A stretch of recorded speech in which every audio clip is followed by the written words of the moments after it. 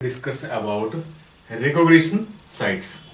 अभी हमने बात की सिलेक्टेबल मार्कर की। मैंने आपको बताया कि ये एम्पिसिलिन रेजिस्टेंट जीन और टेट्रासाइक्लिन रेजिस्टेंट जीन जो है they are acting as selectable markers, और किस तरह से वो एलिमिनेट करेंगे ट्रांसफॉर्मेंट को और नॉन ट्रांसफॉर्मेंट के लिए।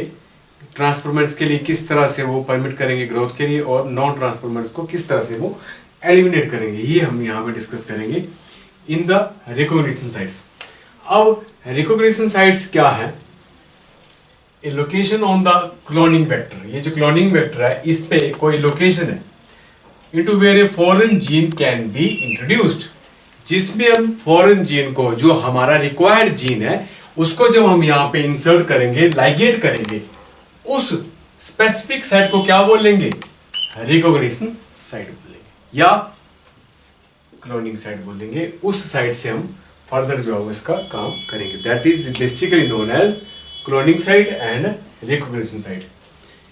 और जब हम इसको अलाइन करेंगे इस वेक्टर के साथ, that needs few preferably single recognition sites. बोलता है ये ज्यादातर क्या रहता है कि एक से ज्यादा रिकॉग्निशन साइट्स की कोशिश करते हैं कि वहां पे ना हो, और अगर वो ज्यादा हो वहां पे तो वहां पे वो प्रॉब्लम क्रिएट कर देंगे। ज्यादातर हम क्या करते हैं कि we use commonly recognition enzymes and more than one recognition sites within the vector. अगर एक से ज्यादा, एक या दो से ज्यादा रिकॉग्निशन साइट्स कहीं पे होती हैं तो उतने ही रेस्ट्रिक्शन एंजाइम्स यहां पे होंगे।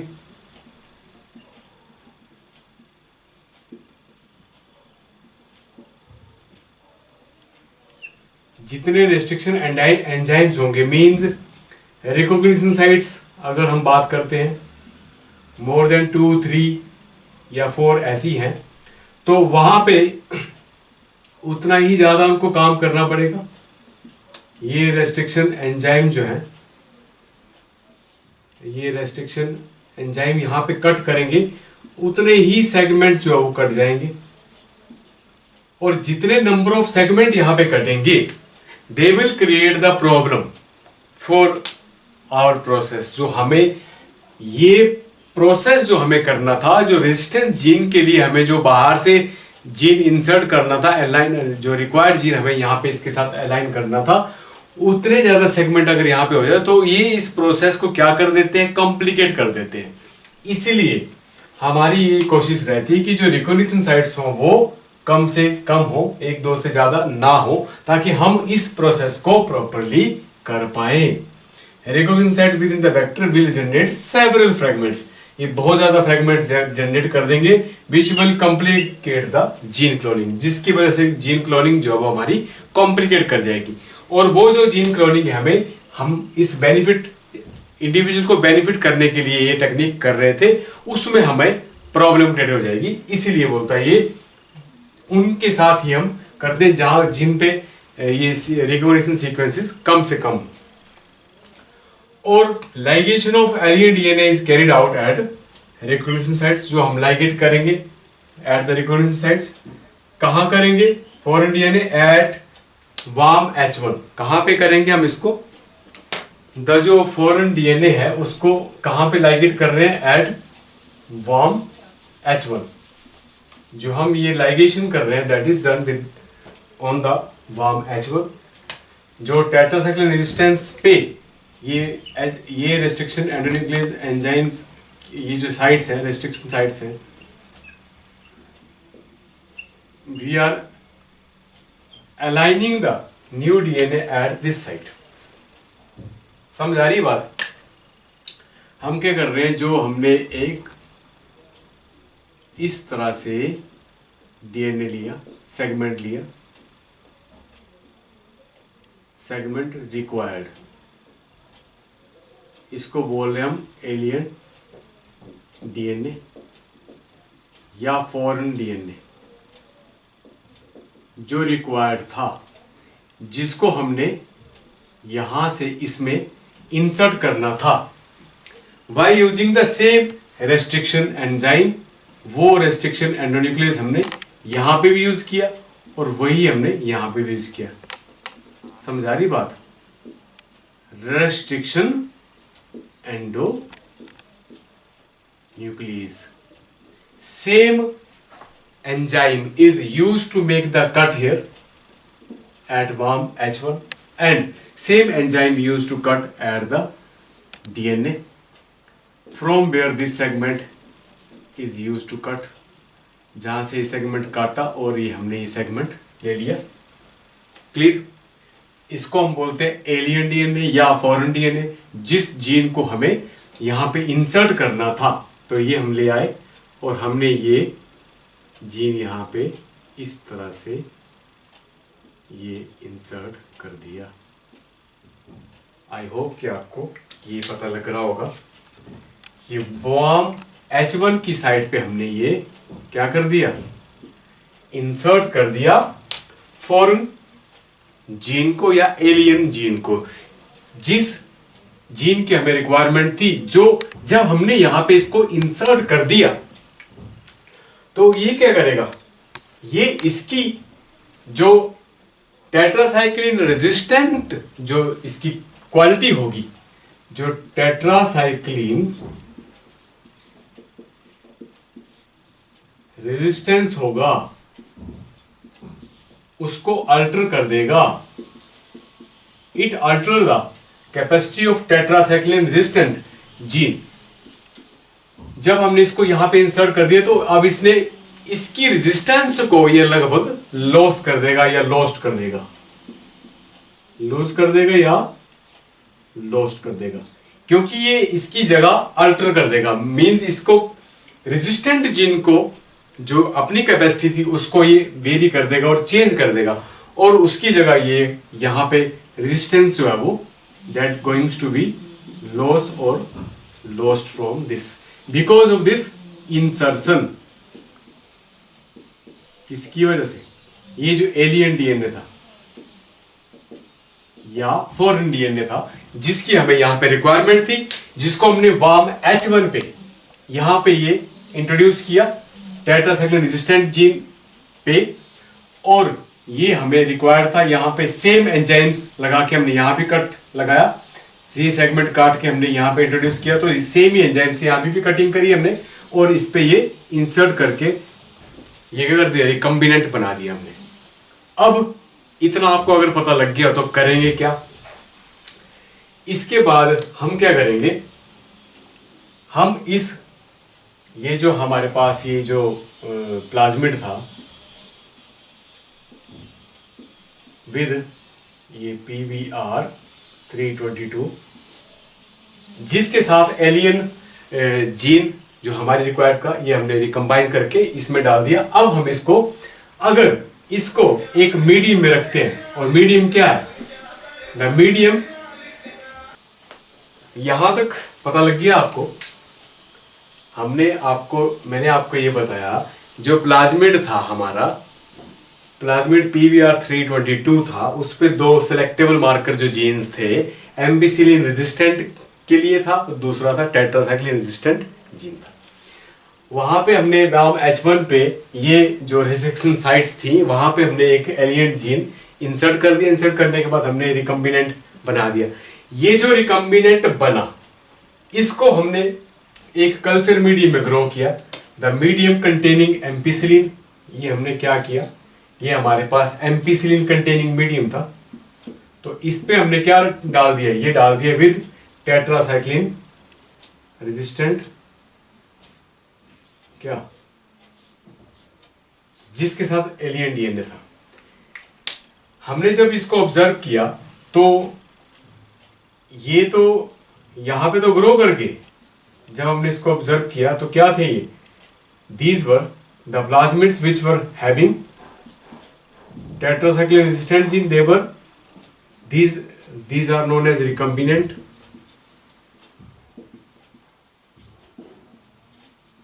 Grow in this medium. Clear? The plasmid containing tetracycline resistant gene which were with the recombinant of alien DNA, they will grow on the ampicillin medium. इसका मतलब ये हुआ कि इस पे एम्पिसिलिन रेजिस्टेंट जीन पे कोई फर्क नहीं पड़ा हुआ है क्योंकि उसके साथ हमने कुछ भी नहीं किया. तो इसको अब शिफ्ट करेंगे, same material is shifted in the medium containing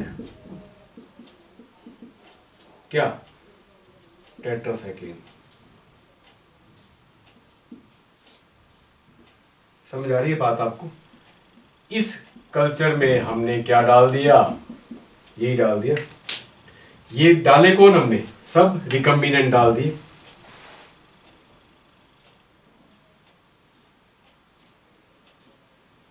recombinant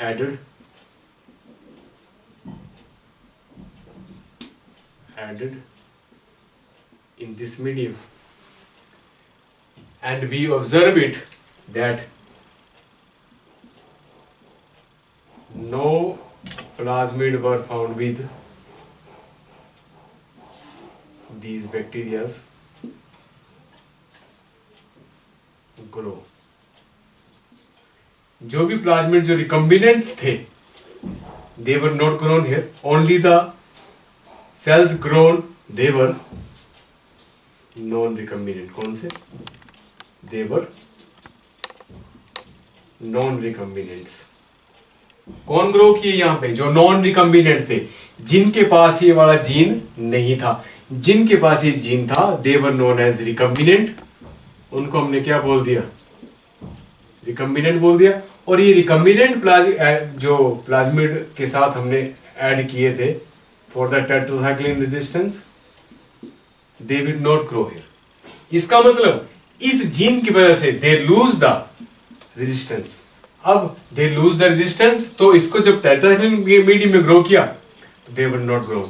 only कौन से स्ट्रेन यहां पे बचे? The strain which were non recombinant, they were found here. I hope कि आपको ये तो पता लग गया होगा।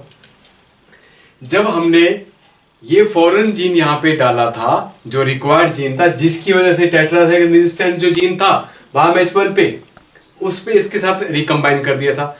ये जो रिकम्बिनेंट बने थे, इसका मतलब इसने क्या करना था, रेजिस्टेंस को खत्म करना था। अब हमने यही वाले प्लाज्मिड्स लिए, मतलब जिन बैक्टीरिया के साथ ये ग्रो किए, उन बैक्टीरिया को विच वर recombinant, they were allowed to grow on the culture media containing ampicillin। they will grow normally, recombinant as well as non-recombinant, because they are not related with the ampicillin। ampicillin के साथ कोई भी हमने कुछ भी नहीं किया था। अब वही कल्चर हमने शिफ्ट किया in the tetracycline medium, the plate containing tetracycline medium. उसमें जब इसको शिफ्ट किया तो वहां पे क्या होना चाहिए था, जो रिकम्बिनेंट थे with this gene, they lose the capacity of resistance. Tetracycline के लिए रेजिस्टेंस उन्होंने खत्म कर दी थी, तो वो वहां पे यहां पे ग्रो नहीं हुए। यहां पे ग्रो कौन हुए? सिर्फ वो विच वर नॉन रिकम्बिनेंट। जो नॉन रिकम्बिनेंट थे वो टेट्रासाइक्लिन रेजिस्टेंट पे वही ग्रो किए। सारे recombinant they totally damaged it because they lose the tetracycline resistant। यहां से हमने ये जो क्या चीज सिलेक्ट आउट हुई, we have selected the non recombinants here and non transformant and those which were transformants or recombinants, they were isolate from the non recombinants like this। उनको इस तरह से हमने अलग कर लिया। टेट्रासाइक्लिन रेजिस्टेंट जीन पे डाल के नॉन रिकम्बिनेंट अलग कर लिए गए, और ट्रांसफॉर्मेंट या रिकम्बिनेंट जो थे वो दे वर नॉट ग्रोन हियर। तो ये इस तरह से इसको आइसोलेट हमने कर दिया। यहां पे एक चीज आपको और बता देता हूं, एक छोटी सी हेडिंग यहां पे आएगी बीच में आपको, इंसर्शनल इनएक्टिवेशन। इंसर्शनल इनएक्टिवेशन बहुत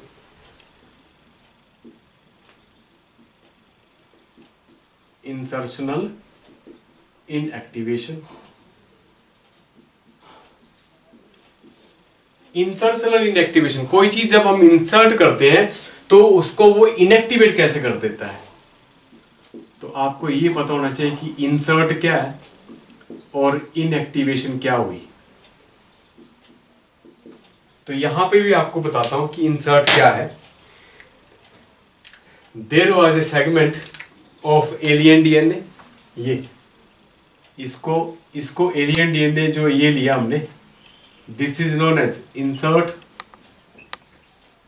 इसको जब हमने यहां पे ऐड किया, डाला, तो यहां जो टेट्रासाइक्लिन का जो ये जीन था, रेजिस्टेंट जीन था, रेजिस्टेंस के लिए जो जीन था, gene for resistance for tetracycline, this gene got inactivated by the insertion of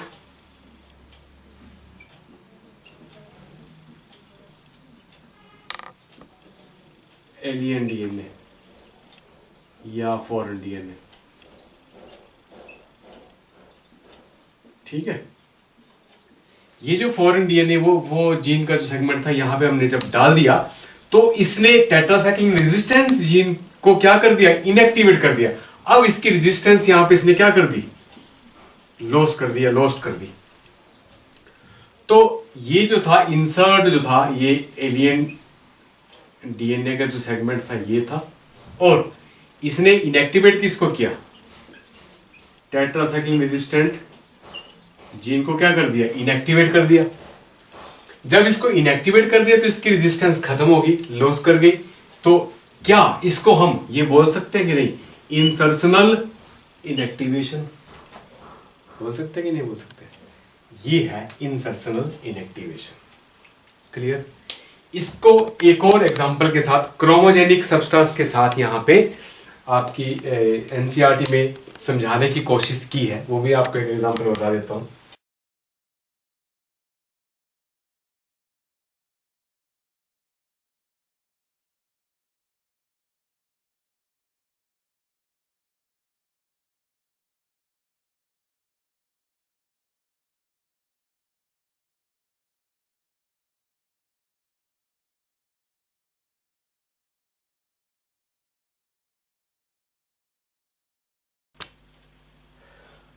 एक चीज आपको मैं और बताता हूं, इंसर्शनल इनएक्टिवेशन, हमारे पास कुछ प्लाज्मिड्स हैं,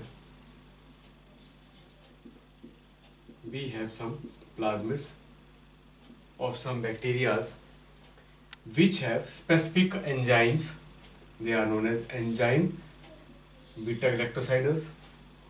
Beta galactosidase, they change the chromogenic genic substance, chromogenic substrates to blue color. Okay, what happens, होता क्या है, जब ये प्लाज्मिड है, इसमें उसी तरह से कोई एलियन डीएनए इंसर्ट हो गया या foreign DNA that is inserted. Okay, जब ये यहां पे इंसर्ट हो गया,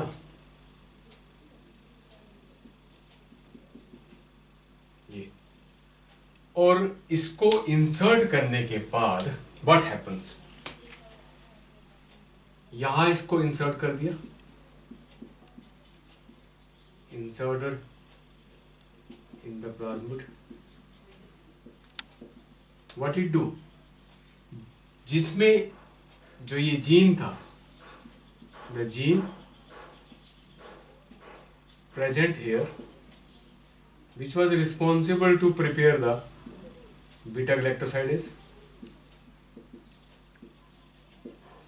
इस जीन की वर्किंग को क्या कर देगा, it altars the working of the gene.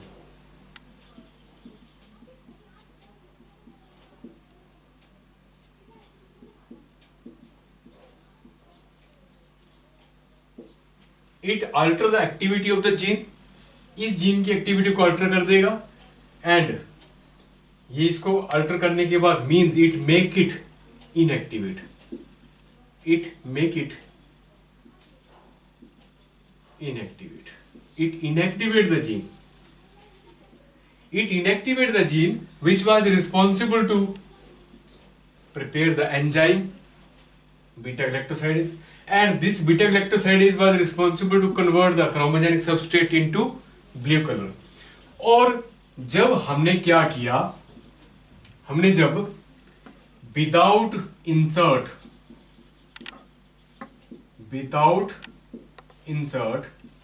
when we keep these plasmids or bacteria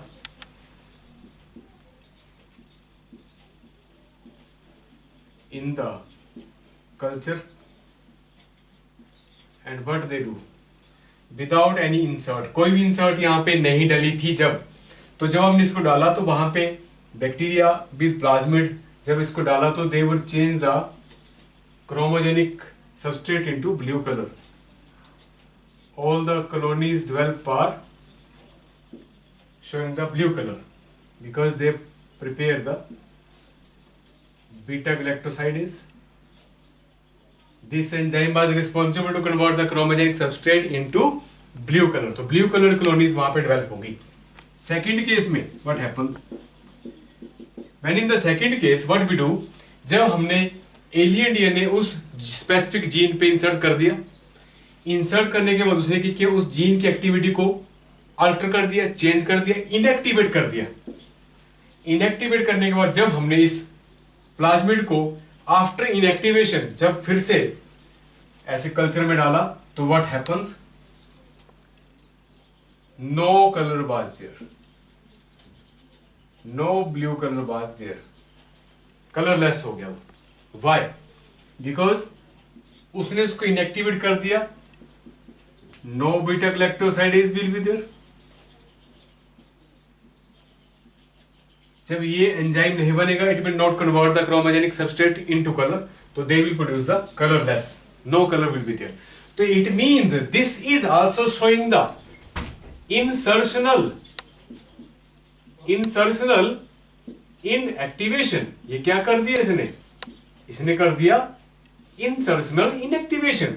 जब हमने इसके अंदर कोई चीज इंसर्ट की डाली, this become insertional and it create it means it make it inactivate. इसने इसको इनएक्टिवेट कर दिया और इनएक्टिवेट करने के बाद ये अपना काम नहीं कर पाया. This is known as insertional inactivation. Insert करने के बाद बोलता है इसको डालने के बाद इसको इसने इनएक्टिवेट कर दिया, तो इसने ये प्रूव कर दिया कि this is known as insertional inactivation. इसको बोलते हैं इंसर्शनल इनएक्टिवेशन. क्लियर?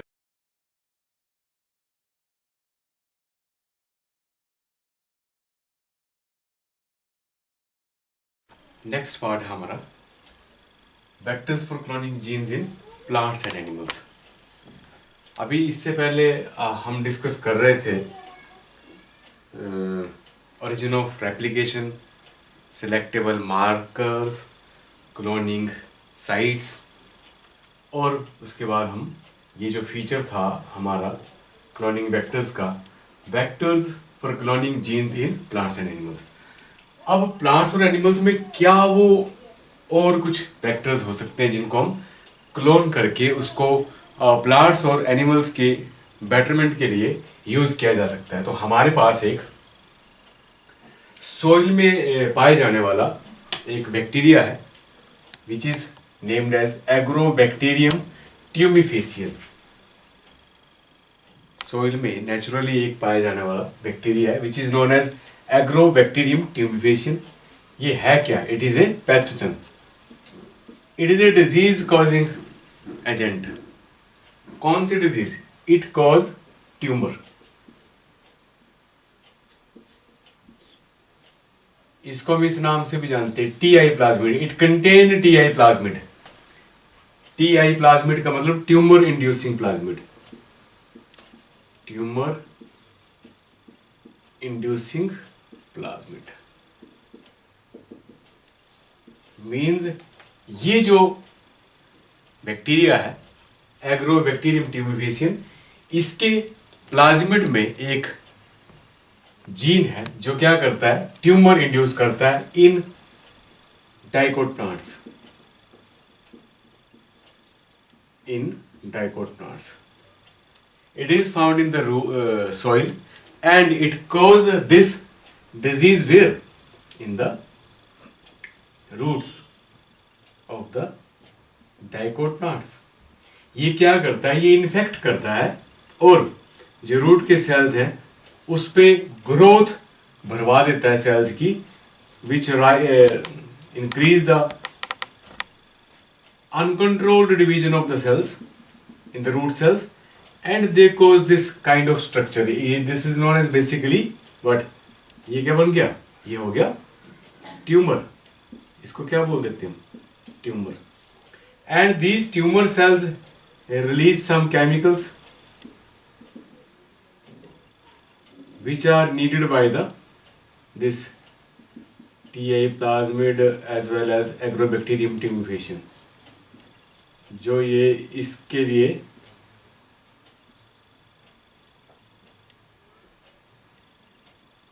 एग्रोबैक्टीरियम ट्यूबिफेसियन को ग्रो करने के लिए, इसको डिवाइड करने के लिए केमिकल्स यहां से जो रिलीज होते हैं, they are needed for it. अब हम क्या करना चाहते हैं, हम इसकी जो ये नेचुरल अपने आप हो रहा है. ऐसा क्या होता है, जैसे हमने इससे पहले ये देखा था कि हम क्या कर रहे थे, बैक्टीरिया को यूज कर रहे थे. कोई जो हमें जो जीन चाहिए था वो जीन हम इसके अंदर इंट्रोड्यूस कर रहे थे बैक्टीरिया के प्लाज्मिड के अंदर. उसको क्लोन करने के बाद, उसकी क्लोनिंग के बाद उसको फिर से बैक्टीरिया में इंसर्ट करने के बाद उसकी मल्टीप्लिकेशन करके वो कॉपीज हम तैयार करके हम यूज कर रहे थे उसको अपने बेनिफिट के लिए. तो हम क्या कर रहे हैं कि ये जो नेचुरली पाए जाने वाला, सॉइल में पाए जाने वाला एक बैक्टीरिया है जो प्लांट्स की रूट्स में इस तरह से ट्यूमर कॉज करता है, इसकी इस कैरेक्टरिस्टिक को हम यहाँ पे चेंज करना चाहते हैं फॉर आवर बेनिफिट. तो हम क्या करेंगे, इसमें ट्यूमर इंड्यूसिंग जो जीन है प्लाज्मिड में, उसको यहां से हटा देंगे और उस पे जो हमारे लिए बेनिफिशियल जीन है उस सेगमेंट को वहां पे इंसर्ट कर देंगे और फर्दर ये ट्रांसपोर्ट ये जो है हम प्लांट्स के लिए छोड़ देंगे और ये अपने आप ये सारा काम करता रहेगा जो काम हम बाहर अपनी लैब में ये हमें करना पड़ता था. तो इसको हम एक और नाम से भी बुलाते हैं, it is also known as natural genetic engineer. इसको और क्या बोलते हैं, नेचुरल जेनेटिक इंजीनियर. इस बैक्टीरिया को इस नाम से भी जानते हैं. उसमें हमारा कोई ज्यादा रोल नहीं रहेगा, ये एक बार हम छोड़ देंगे तो प्लांट्स में अपने आप ये वो वाले रिक्वायर्ड कैरेक्टरिस्टिक्स एक बार हम लगा देंगे, इसके अंदर इंसर्ट कर देंगे तो ये अपने आप उनको करता रहेगा. ये इंजीनियरिंग का काम खुद करता रहेगा. मतलब एक बार हमें ये करना पड़ेगा कल्चर, उसके बाद ये सारा काम खुद ब खुद करेगा. अब इतना आपको पता लग गया. हम जो बात करना चाहते थे कि जो काम हम बैक्टीरिया से लेते थे, जो काम हम वायरसेस से लेते थे, वायरसेस में वो रिक्वायर्ड जो हमारी जो इच्छा का जो हमारा जीन होता था वो हम उसमें इंसर्ट करते थे, लाइगेट करते थे. लाइगेट करने के बाद उसकी क्लोनिंग करते थे, फिर उसको डाल देते थे बैक्टीरियल सेल्स में. क्लोनिंग करने के बाद फिर ये कल्चर जो है वो आगे जाके हम कहीं डालते थे तो हम वो रिक्वायर्ड चीजें हम डेवलप करते थे. अब हमें ये नेचुरली जेनेटिक इंजीनियर जो ट्यूमर कॉज करने वाला है उसमें सिर्फ हम उसका वो टीआई जो प्लाज्मिड के अंदर जो टीआई जीन है, ट्यूमर इंड्यूसिंग जो जीन है, उसको वहां से विड्रा करके कट करके रिमूव करेंगे और वहां पे अपनी विल के अकॉर्डिंगली जो भी हम जिस मर्जी टाइप का हम जीन चाहते हैं, जो भी कैरेक्टर हम डेवलप करना चाहते हैं वो हम उसमें डाल देंगे और उसको फिर प्लांट के सेल्स में कल्चर कर देंगे और वो कैरेक्टरिस्टिक अपने आप ही ये बैक्टीरिया जो है वो डेवलप करता रहेगा. यहां तक पता लग गया आपको. ये प्रॉब्लम होती है डाइकोट प्लांट्स के रूट्स में, ये डेवलप होता है इस तरह से गांठें जैसी वहां पे बन जाती हैं. अब किस तरह से हम इसको करेंगे ये मैं आपको दिखाता हूं. इसका क्लोन करके हम प्लांट्स के लिए किस तरह से बेनिफिट हो सकते हैं, मतलब प्लांट्स में बेनिफिट होगा तो हमें भी उसका बेनिफिट होगा. कैसे? जो एग्रोबैक्टीरियम ट्यूबिफेसियन था, ये हमारा बैक्टीरिया है, ये इसका प्लाज्मिड है, ये प्लाज्मिड हमने बाहर निकाल लिया, और ये टी प्लाज्मिड या टी डीएनए इसको बोल देते हैं। ये वो जीन है जिसको हम यहाँ पे क्या करेंगे, with the help of restriction enzyme, restriction endonuclease से हम इसको कट करेंगे और यहाँ से इसको बाहर निकाल लेंगे। क्लियर? तो ये खाली स्पेस हमने क्रिएट कर दिया। यहाँ पे हम क्या करेंगे, DNA containing the gene of interest, जो इंटरेस्ट का हमारी इच्छा के अकॉर्डिंगली हमें जो जीन चाहिए वो हम यहाँ से कट करेंगे with the help of same restriction enzyme, restriction endonuclease enzyme जो है वो हम यहाँ पे यूज करेंगे, उसको कट लगाएंगे और यहाँ से ये निकाल लिया। उसको निकालने के बाद हमने यहाँ इसके साथ लाइगेट कर दिया, तो ये इसकी लाइगेशन करी हमने यहाँ पे और ये रिकम्बिनेंट बना दिया। तो this is becoming recombinant TI plasmid, means जो टीआई प्लाज्मिड था, ट्यूमर रिड्यूसिंग प्लाज्मिड जो था जिसके अंदर, वो हमने वहां से निकाल के उसकी जगह इंटरेस्ट का जीन हमने यहाँ पे लाइगेट कर दिया with the help of ligase enzyme. और इस रिकम्बिनेंट प्लाज्मिड को क्या करेंगे, प्लांट सेल्स में कल्चर कर देंगे, प्लांट सेल्स में इंट्रोड्यूस कर देंगे। This recombinant TI plasmid is now introduced into the recombinant plasmid into cultured plant cells। हमने प्लांट सेल्स लिए, ये हमारा कोई प्लांट सेल है और प्लांट सेल में इसको डाल दिया और इसके क्रोमोसोम्स में ये जीन जो है वो इंसर्ट हो गया। The inserted TDNA carrying the new genes. ये जो हमने टीडीएनए जो यहाँ पे डाला था उसमें हमने क्या कर दिया, जो इंटरेस्ट का जीन था वो हमने यहाँ पे इंट्रोड्यूस कर दिया, जिस टाइप का कैरेक्टर हम चाहते थे।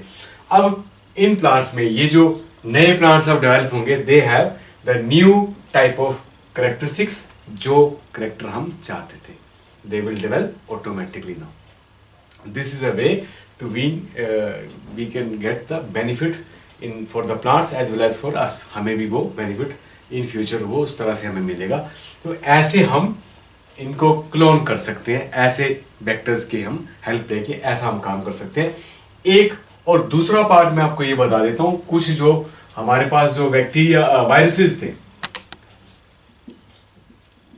वी हैव सम वायरसेस, वो आपको पता था कि वो क्या करते थे, they have characteristics like retroviruses which cause the disease या cancer like problems in the animal cells, which cause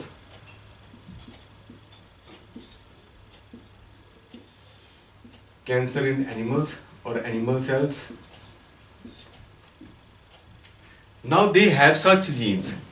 अब इन जो रेट्रोवायरसेस हैं इनके पास भी वो कुछ जीन्स हैं, they have some specific genes which cause the cancer। तो क्या करेंगे हम इसको हम डिसआर्म कर देंगे। ये हमारे पास एक और मेथड हो सकता है क्या करने का, डिसआर्म मेथड। इसका मतलब होता है कि इसको यहां से ये gene, the gene which is responsible to cause the cancer, जो कैंसर करता है उस जीन को वहां से रिमूव कर दो and introduce the gene of interest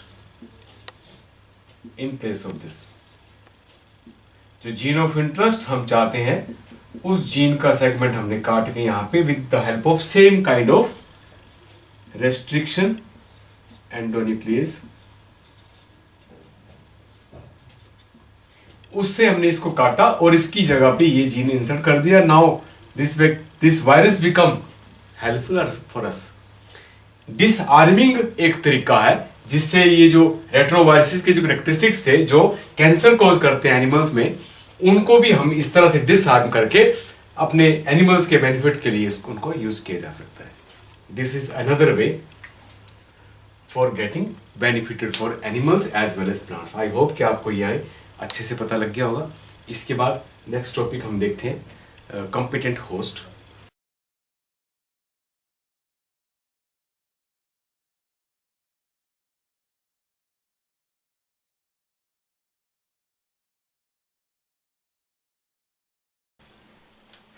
next topic हमारा कॉम्पिटेंट होस्ट।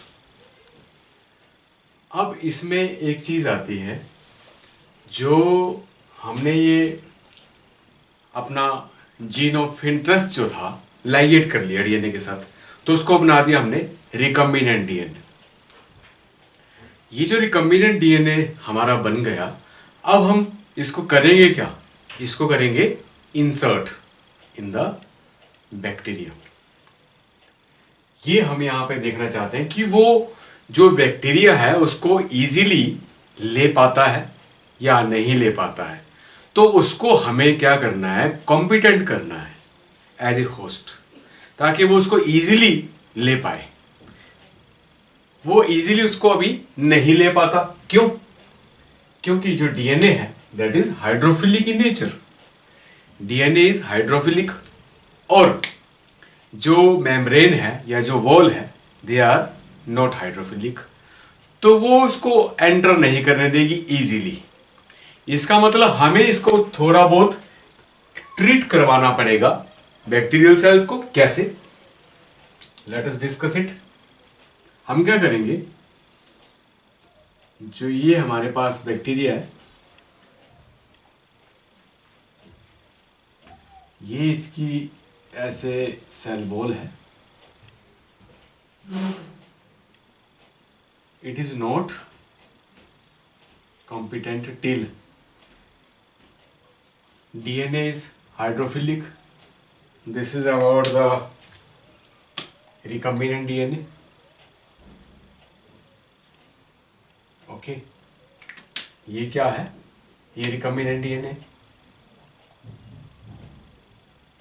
इस तरह से ये है हमारे पास recombinant DNA which is hydrophilic.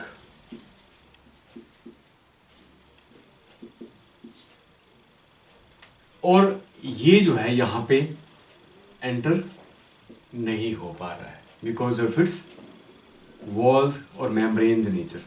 जो इसकी मेम्ब्रेन है, जो इसकी सेल वॉल है, they are not hydrophilic, they are not allowing it to enter inside easily. It means what to do? क्या करना पड़ेगा? ये इजीली इसको अंदर आने दे, इसके लिए इसको कॉम्पिटेंट बनाना पड़ेगा। इसके लिए इसको एक ट्रीटमेंट के थ्रू हमें ट्रीट करना पड़ेगा। वो ट्रीटमेंट क्या है? हीट शॉक ट्रीटमेंट बोलते हैं। एक ट्रीटमेंट इसमें हम सबसे पहले डिस्कस करते हैं, द डाइवेलेंट आइंस। इसको ट्रीट करवाते हैं with the help of divalent ions.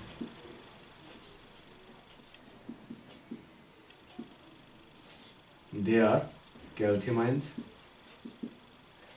When it is treated with the calcium ions, what to do now? जो बैक्टीरियाज हैं,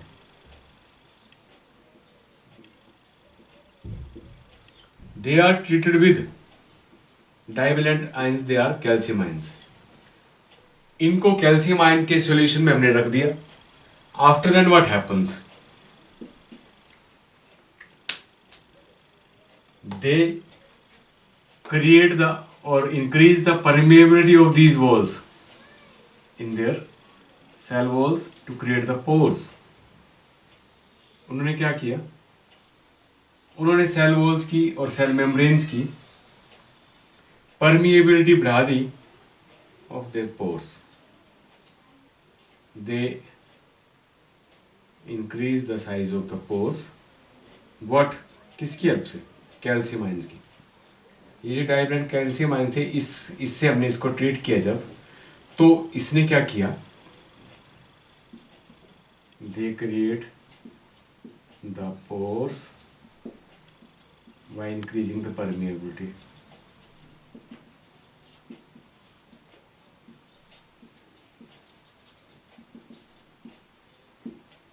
ये जो पोर्स हैं ये क्रिएट हो गए यहाँ पे, मीन्स इनका साइज जो है इस तरह से बढ़ गया।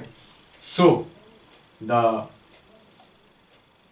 रिकम्बिनेंट डीएनए में एंटर थ्रू दिस, ताकि इजीली क्या हो कि जो रिकम्बिनेंट डीएनए वो इसके अंदर आ सके। ऐसे इस तरह से ये ओके। ये ट्रीटमेंट जब हमने इसको किया डाइवैलेंट कैटायन से with the help of calcium ions, इसके साथ ट्रीट करने के बाद they increase the permeability of the cell walls as well as membranes to create the size of the pores. उनका साइज, जो पोर का साइज है थोड़ा सा बढ़ा दिया, so the recombinant DNA can get inside, आराम से वो डीएनए जो अब इसके अंदर आ पाए। This is the simple way. अब क्या हुआ, ये द बैक्टीरिया बिकम कॉम्पिटेंट, ये बन गया competent host to take up the DNA, ये आराम से कॉम्पिटेंट होस्ट बन गया to take the DNA. This is a simple way to treat it with this. और एक और चीज इसके साथ बताता हूं आपको, एक है heat shock treatment. Heat shock treatment भी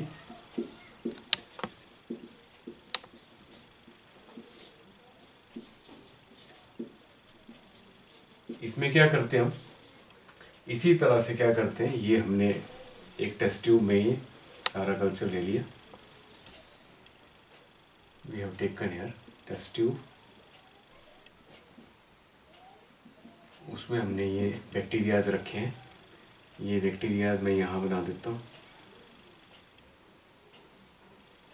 ओके,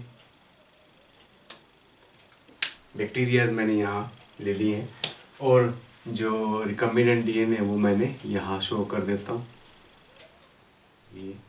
ये रिकम्बिनेंट डीएनए है, they are not entering inside the bacterias because वही प्रॉब्लम है कि अभी तक वो उनकी जो साइज है, पोर्स वॉल्स हैं, they are hydrophilic and they are not getting inside. तो इसको ट्रीट किससे करेंगे, इस टेस्ट ट्यूब को, कल्चर वाली टेस्ट ट्यूब को जिसके अंदर बैक्टीरियल सेल्स हैं,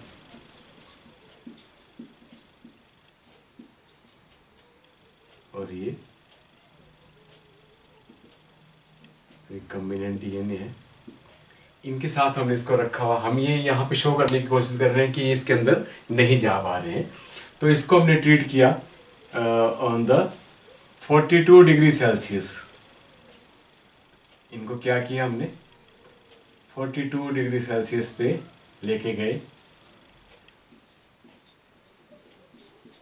हीट शॉकिंग दी, इसको हमने ट्रीटमेंट दिया, placed it in the 42 degree Celsius.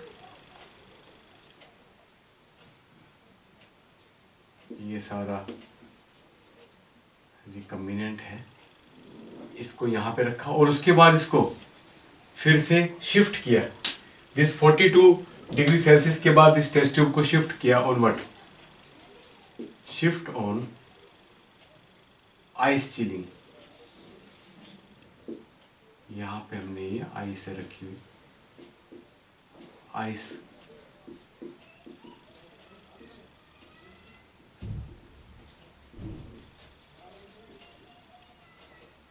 Ice chilling treatment. अब इस टेस्ट ट्यूब को हमने यहां शिफ्ट किया, the test tube is shifting on after 42 degree Celsius, it is shifting on this ice chilling. सारी आइस यहाँ पे रखी हुई है और उसके साथ साथ ये हमने यहाँ पे इसको शिफ्ट कर दिया। Clear, with these recombinant DNA, then we observe after some time what happens, then we observe that क्या हुआ यहाँ पे, जो ये बैक्टीरिया थे इस तरह से, now they are ready to take up the recombinant DNA। अब recombinant DNA जो थे यहाँ पे, उनको लेने के लिए ये रेडी हो गए, they are now coming and getting inside it, इस तरह से। ये एक मेथड है जिसमें जो है रिकम्बिनेंट डीएनए जो है वो अब यहाँ पे आ गए।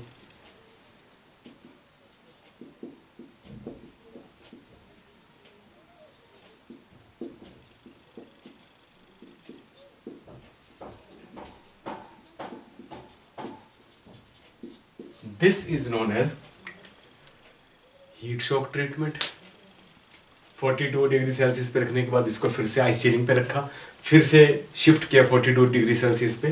तो शिफ्ट करने के बाद after some time we observe that the size of the pores of the cell wall getting opened and create the pores. उन्होंने वो पोर से क्रिएट कर दी and they allow the recombinant DNA to come inside, उन्होंने उसको अलो कर दिया और ये रिकम्बिनेंट डीएनए जो इसके अंदर आ गए। एक ट्रीटमेंट हमने डाइवलेंट कैटायंस का मेथड दिया कैल्शियम आयंस की वजह से, और दूसरा heat shock treatment. I hope कि आपको ये पता लग गया होगा। This is known as competent host, how the host cells become competent to take up the recombinant DNA, these are ways. इसके बाद हम इनके बाद दो तीन चीजें हमारे पास और हैं कि हम और टेक्निकली भी इसको ऐसा कर पाते हैं। कुछ प्लांट सेल्स में, एनिमल सेल्स में कोई फोर्स या इंजेक्शन के थ्रू भी कर सकते हैं। इसके बाद मैं आपको दिखाता हूं।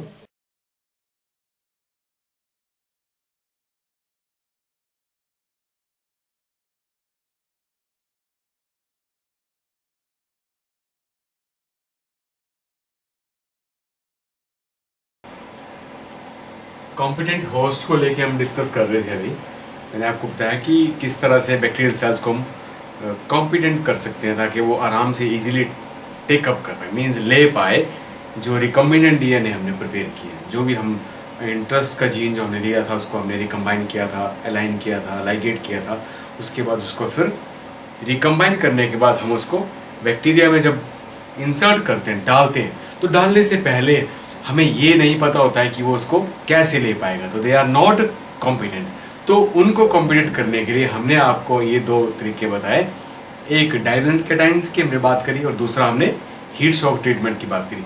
उसके अलावा हमारे पास कुछ और मेथड्स भी हैं। जैसे हम बात करते हैं एनिमल्स में, हम क्या करते हैं, रिकम्बिनेंट डीएनए को इंसर्ट करने के लिए माइक्रो इंजेक्शन का यूज करते हैं।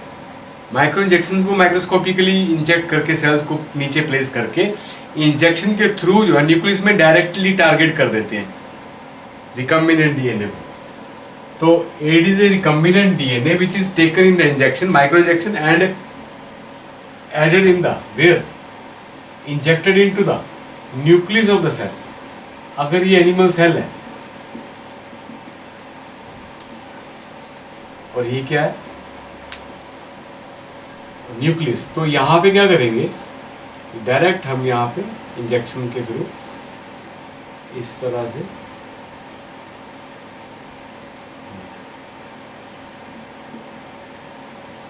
इंजेक्शन के थ्रू जो रिकम्बिनेंट डीएनए उसको इस तरह से, recombinant DNA is added through the injection, this is known as micro injection, direct into the nucleus of the cell. This is the way. एक तरीका एनिमल सेल्स में इस तरीके से किया जाता है। This is known as micro injection. Clear हुई बात? न्यूक्लियस में डायरेक्ट हम इसको इंजेक्ट करके पहुंचा देंगे। और दूसरा एक तरीका हमारे पास बायोलिस्टिक टेक्निक है एक, या इसको जीन गन भी बोलते हैं, बायोलिस्टिक या जीन गन बोलते हैं। इसमें बम्बार्डमेंट करते हैं हम। क्या करते हैं? बम्बार्डमेंट मीन्स वो कुछ पार्टिकल्स फाइन, ये जो माइक्रो पार्टिकल्स है उनको वेलोसिटी के, टेक्निकली बायोलिस्टिक गन जो है वो वेलोसिटी के हिसाब से उसको पेनिट्रेट करेंगे और सेल के अंदर पहुंचा देंगे थ्रू द माइक्रो पार्टिकल्स। उन पार्टिकल्स को, जो डीएनए है, they are coated with means tungsten और गोल्ड। गोल्ड और टंगस्टन को डीएनए से ऐसे कोट कर देंगे, टंगस्टन और गोल्ड, इनसे डीएनए को कोट कर देंगे। और फिर फाइन पार्टिकल्स ऐसे, ये हमारे पास ऐसी जीन गन है,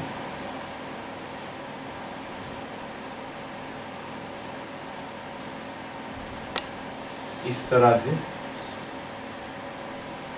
जीन गन या बायोलिस्टिक गन इसको बोल सकते हैं। These particles are bombarded like this in the cell, pressure से, इस तरह से, और ये ऐसे हम इंसर्ट करते हैं। इस टेक्निक को बोलते हैं बायोलिस्टिक या gene gun. The fine particles of the recombinant DNA, they are coated with the tungsten and gold. और उन particles को बायोलिस्टिक गन या जीन गन के through a setup of velocity, they are bombarded with from the outside the cell wall through their inside the cell cytoplasm. अंदर तक उसको वो पहुंचा देते हैं। This is known as biolistic gun या जीन गन टेक्निक। क्लियर? उसके बाद है डिसआर्म मेथड, जो हमारे पैथोजेंस होते हैं, डिजीज कॉजिंग एजेंट्स हैं, उनको क्या कर सकते हैं, उनको डिसआर्म कर दो। मीन्स अभी हमने इससे पहले भी देखा था कि उनके जो the genes which are responsible to cause the cancers etceteras या डिजीज कॉजिंग एजेंट्स हैं, वो जो जीन्स हैं उनको रिप्लेस करके वहां पे जीन ऑफ इंटरेस्ट हम वहां पे ऐड करके उनको डाल सकते हैं, रिकम्बिनेंट डीएनए बना के उनको इंसर्ट कर सकते हैं। तो this is also another way to make it disarm method, biolistic gene gun, micro injection. I hope ये आपको अच्छे से पता लग गया होगा। With this topic ends. Next we will discuss tomorrow. Thank you for watching it.